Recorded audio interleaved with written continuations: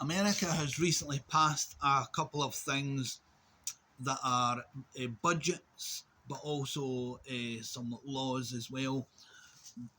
About a week ago, there was an infrastructure package, and just yesterday there was a 1.75 trillion package as well. Both of these are part of the so-called Build Back Better plan, which Joe Biden promised during his presidential campaign. The 1 trillion, 1 point odd trillion passed a week ago was a bipartisan bill, and that's for roads and bridges and other bits and bobs of infrastructure. But there was also two other elements to it which amounted to social spending. They two together were originally meant to come to $3.5 trillion, and it would have massively expanded Medicare and Medicaid. There would have been free community college, paid family leave, huge incentives to build solar panels and other green technologies. It was as close as America was going to get to a Green New Deal, and it's gone.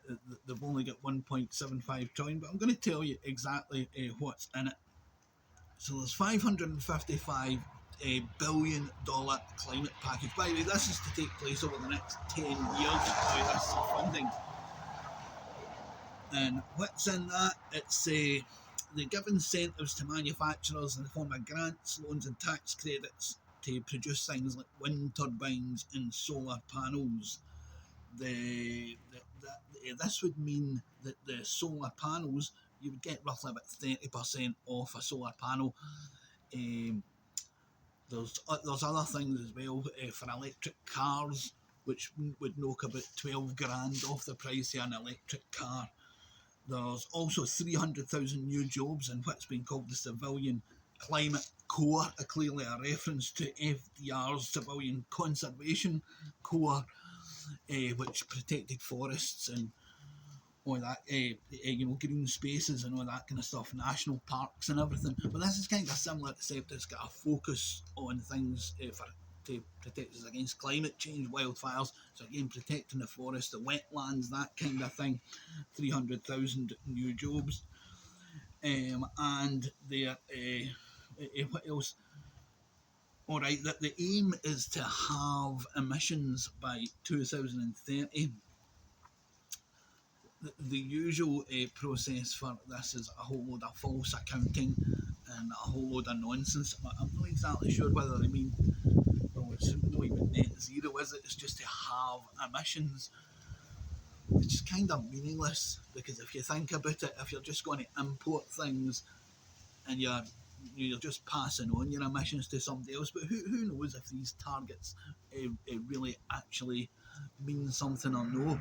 There's a lot to be left desired. These nationally determined contributions, this is the things that come for the COP meetings in the United Nations framework for climate change.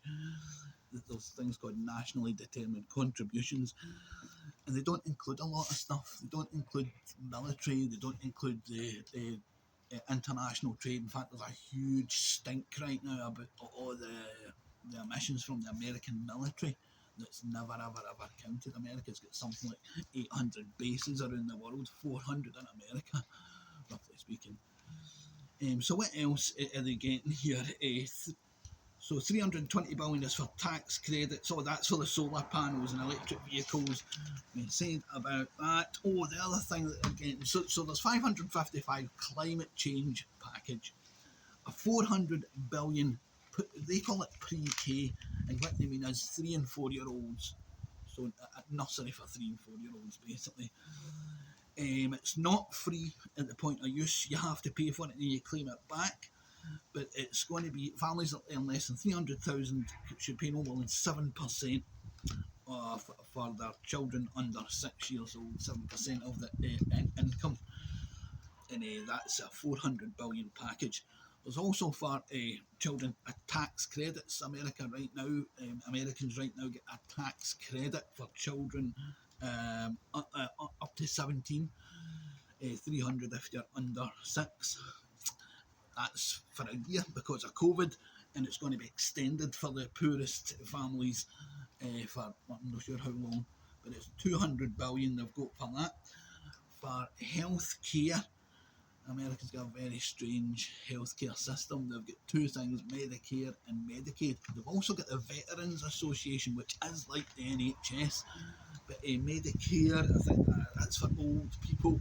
That's tied into your social security, and Medicaid is for poor people, and they're both not that good. Well, one of the things that's been expanded is you're going to be able to get hearing aids on Medicare.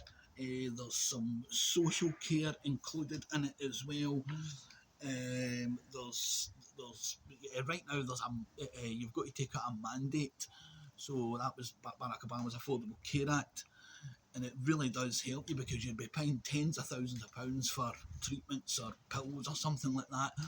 And these drug negotiators, these insurance companies negotiate the price down to like maybe a fifth or sometimes a tenth of the price.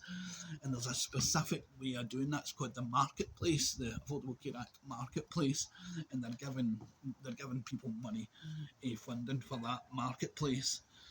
Time magazine says that a family on 80 grand a year would save about 246 a month. These savings are real. There's a guy that does a science channel. His name's Nick Lucid. He's got a brilliant video about it, the Science Asylum, about his own medical expenses. It tells you all about it.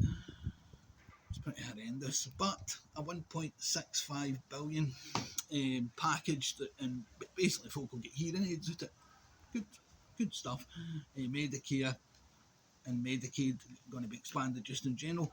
Right, one of the things they sort of didn't get, we're wanting to negotiate drug prices. No, there's a compromise. Restrictions on drug prices increases after a decade. I was going to say about this horrible scandal that was a while ago, a few years ago, with EpiPens. So EpiPens, it's for diabetes, isn't it? EpiPens. They used to cost £100, and this company Mylan jacked up the price to £600. And guess who done it?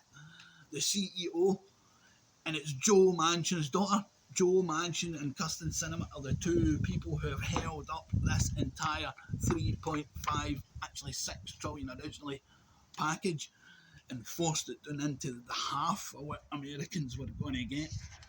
And that was his daughter that did that. It's quite astonishing. Oh, another big thing that they got was 4 weeks paid family leave. £200 billion it's costing.